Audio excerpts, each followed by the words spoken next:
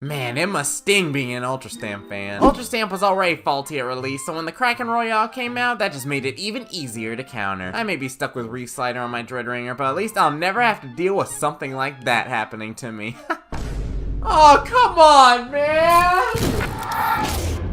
Discretion is advised.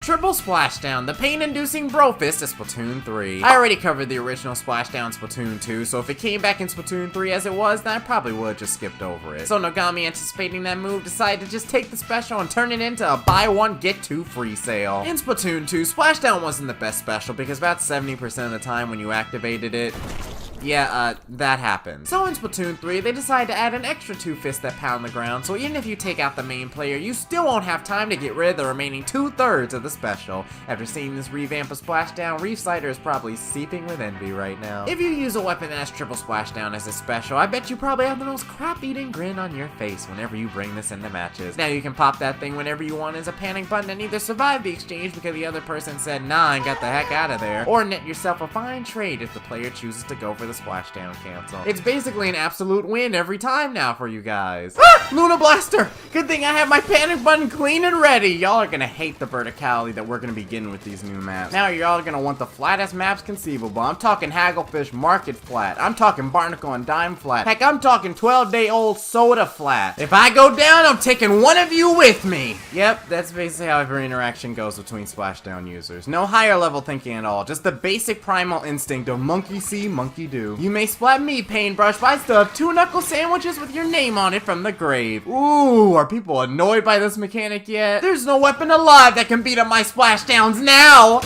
You know, it actually doesn't matter how many extra knuckles they put on this thing. Once a splashdown, always a splashdown. For my Splatoon 2 veterans out there, do you remember the trauma-inducing Agent 3 fight from the Octo expansion? You know, where sometimes Agent 3 would just go goblin mode and splash down back to back to back? Well, back then, the one saving grace of that dreadful place is the fact that we had a couple of small obstacles to hide behind, which could nullify the effect of the splashdown. But guess what? We can't do that in Splatoon 3 anymore. Now, if you activate the splashdown, there's a chance that the extra fists will reach around the wall your opponents are hiding and splat them anyway. And sometimes you don't even need to be on the same floor as your opponent. Like if your opponent is just above or below you, one of the fists will probably go to that level and take care of them. These poor souls are at 1 HP after being rushed down by aggro weapons that have this special, and right when they think they're safe after dropping down, they get one last fist to the dome like they're an enemy in Ring Fit Adventure. The fun thing about Triple Splashdown is sometimes I don't even need to directly engage. I can splash down right down to the bottom where it's safe while Master Hand and Crazy Hand over here take care of all my work for me. I don't feel like going down there and dealing with that guy, so let's crush his skull. You're about to cease as a ghost now, my boy. There's a few little fishes down there. I guess you'll learn the hard way never to stand underneath a splashdown user. Goodbye, you two.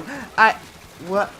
You could've just swam away, you know! You were on a mission to leave that wavebreaker fatherless and alone, huh? Doing everything to avoid paying child support for that thing. Now a triple splashdown in the game. You never know when camping a super jumper will result in you getting slugged Markiplier style shortly after. Well, actually, you can read the name of the person jumping, recall the weapon that they had, and see if it has splashdown, but what dork actively does that? So when you see that alluring super jump marker, it's a constant battle whether you should or shouldn't camp them.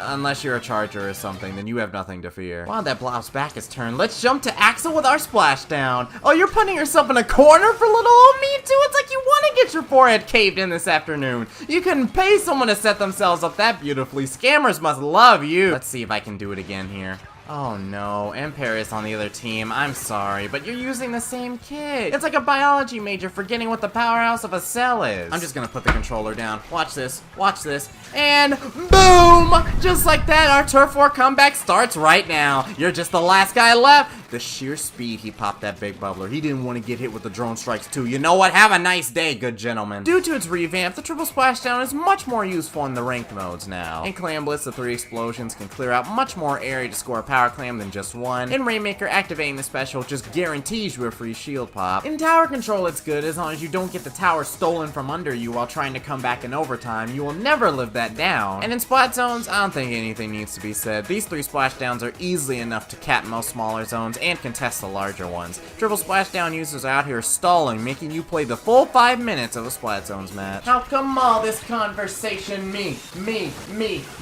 How come all your Splat Zones, they want me?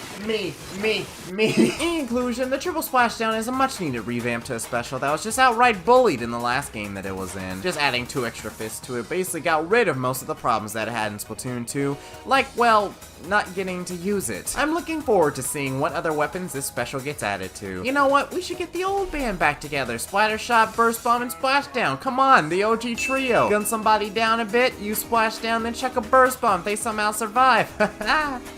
I'll go now. What special weapon do you want me to do next? Is there another special weapon from previous Splatoon games you'd like to be multiplied by 3? Let me know in the comments, and remember to leave a like and subscribe to Alstar716 for more content on Splatoon 3 and other things gaming. I'll see you all next time.